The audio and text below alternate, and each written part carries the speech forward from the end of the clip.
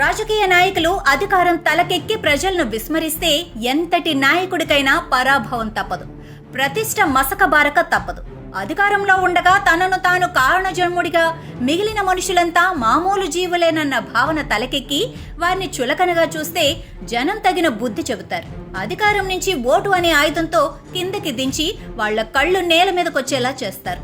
అధికార మదంతో ఇష్టారాజ్యంగా వ్యవహరించిన ఎందరో నాయకులు ఎన్నికలలో పరాజయంతో తత్వం బోధపరుచుకున్నారు.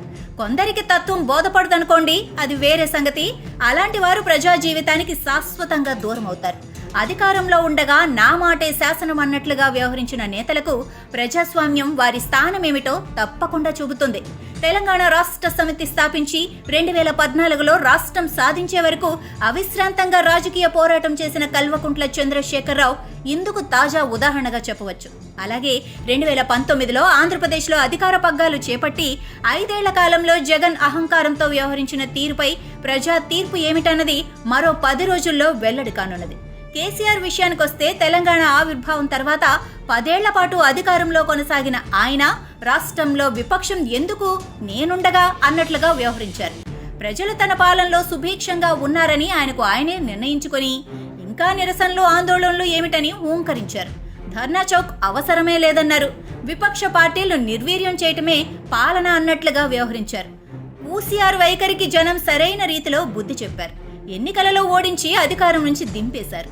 తెలంగాణ జాతిపితగా కితాబులు అందుకున్న ఆయన ఓటమి తర్వాత సొంత పార్టీ నేతల నుంచే ధిక్కారాన్ని ఎదుర్కొన్నారంటే అందుకు ఆయన వ్యవహరించిన తీరే కారణం. తెలంగాణ సాధన ఉద్యమమే ఊపిరిగా ఉద్యమకారులకు ఆదర్శంగా నిలిచారు. బలిదానాలను ఆపలేకపోయినా వారి కుటుంబాలకు అండగా ఉంటామని హామీ ఇచ్చారు.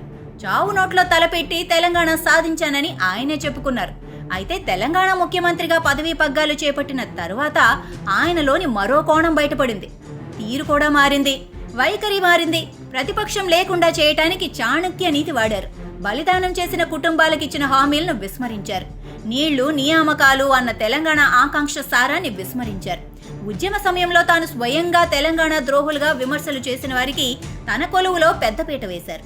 ఇలా చెప్పుకుంటూ పోతే 10 ఏళ్లలో ప్రజానేతగా కేసీఆర్ తన ప్రభను తానే మసకబార్చుకున్నారు. ప్రజా తిరస్కారానికి గురయ్యారు. ఇక ఆంధ్రప్రదేశ్ ముఖ్యమంత్రిగా 2019లో పగ్గాలు చేపట్టిన జగన్ అయితే స్వల్పకాలంలోనే ప్రజలకు దూరమయ్యారు.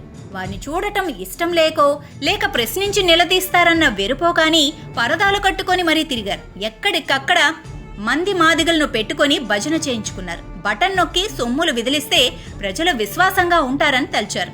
అన్ని విధాలుగా ప్రజలను చులకన చేశారు. ఎవరైనా తన విధానాలను విమర్శిస్తే కేసులు, అరెస్టులు, అవీ కాకపోతే దాడులతో వేధించారు. ఇప్పుడు ప్రజా తీర్పు వ్యతిరేకంగా ఉంటుందన్న భయంతో వణికిపోతున్నారు.